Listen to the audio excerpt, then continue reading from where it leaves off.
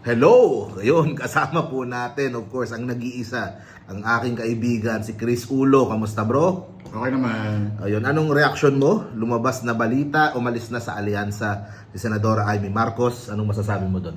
Aba, medyo kumbaga natutuwa ako sa ginawa ni Amy Marcos. Kasi, siya na nagkusa. Nakaramdam siguro ng hiya. Okay. Kasi hindi na rin naman siya bagay talaga doon. Kasi isipin mo, kahit wala siya doon sa alyansa, mga pag-iikot nila Pangulong Bongbong kasama yung mga senatorial candidate niya. Nag-iikot siya sa iba't ibang sila sa probinsya. Minsan wala siya, minsan nandun.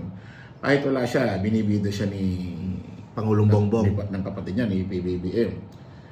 Pinopromote, no endorso, pinapabaw yung pangalan para iboto siya ng mga supporter ni Pangulong Bongbong. Tapos, sa kabilang banda, ito naman si Amy, gumagawa ng mga eksena tulad ng hearing nung nakaraan sa Senate sa pag-iimbestiga kung paano inaresto ganyan-ganito, sino ang nagplano, sino nagbuo. Na bandang huli, ang maiipit, madidiin na naman si PBBM. Tapos, ikaw naman, pinopromote ka ng kapatid mo. So, ang pangit. Di ba? Dapat talaga. Parang namamangka siya sa dalawang ilog, no? Dapat talaga. Parang ang nangyayari, ginagamit mo na si PBBM para iboto ka, habang ginigiba mo rin naman yung kapatid mo. Kinakampihan mo yung mga tao, yung kampo na gustong gibain yung kapatid mo. Oo. No?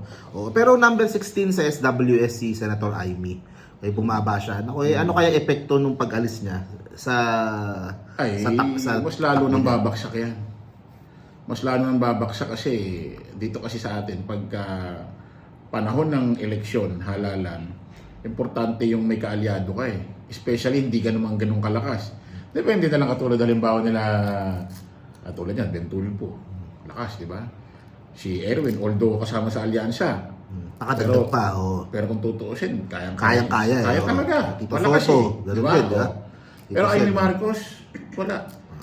May bumoto man dyan, talagang kakarampot na lang. Kasi sira na siya sa mga DDS, mas malaki ang sira niya sa loyalista kasi hindi niya pinagtatanggol yung kapatid niya .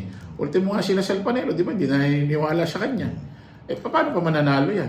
Wala na talaga. Naintindihan talaga itong move ni Senadora Amy. Ito, natin, meron mga lumalabas na rumors. Rumors pa lang naman to, nilalabas sa mga news, although hindi pa confirmed, na baka daw si Kiko o si Bam, posibleng ipalit kay Amy at Camille. Si Camille, hindi pa natin sure kung magsistay ba o anong si Camille, nung nakaraan wala siya dun sa alyansa sa Cavite. Binanggit naman siya ni PBBM.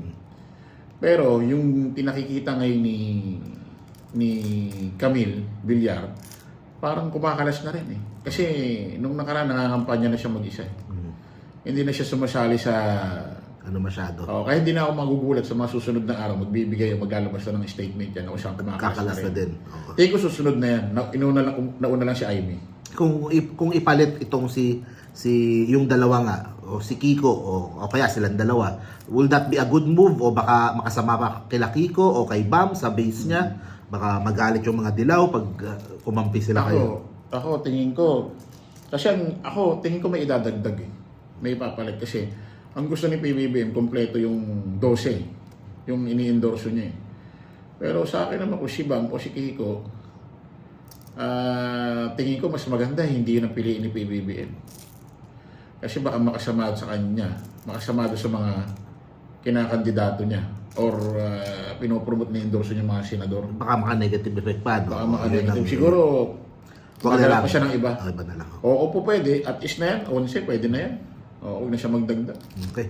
Last little, yung pinopromote mo na na yung kasama natin na ABP party list. Ayun, mga kababayan. Bakit ba yun ng yun bang napaka-importante nito kasi kung tinuturing natin bayani ang sundalo, tinuturing din natin bayani ang mga kapulisan, mas ituring din natin bayani ang mga ating mga kababayang bumbero dahil hindi lang buhay ang inililigtas nila, kundi pati ating mga ari-arian.